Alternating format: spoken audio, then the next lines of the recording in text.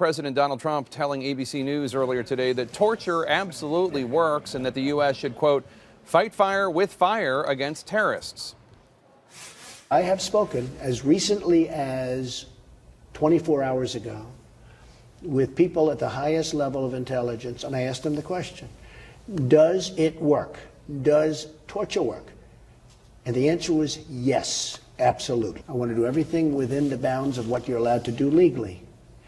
But do I feel it works? Absolutely, I feel it works. Now, the president added that he will rely upon the counsel of CIA Director Mike Pompeo and Secretary of Defense General James Mattis. Mattis has said torture does not work. Joining me now is Republican Senator Dr. Rand Paul of Kentucky. Senator Paul, thanks for being here. What's your reaction to what the president had to say about torture?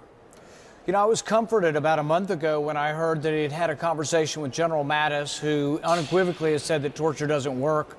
But we've also studied this. The CIA detained 119 people, 39 of them were tortured, and the conclusion of the Senate committee's report was that it didn't work.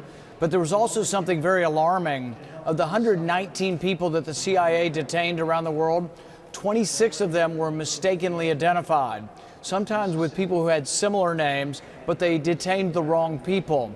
I think most Americans would be alarmed if 22% of the people we picked up and tortured were the wrong people. So, yeah, I think there's a real problem. One, whether it works or not, but two, if we get the wrong people, there's no due process. There's no sort of time to say, well, let's have a trial to find out who we have here. So, yeah, I'm alarmed by anybody that wants to go back to torture.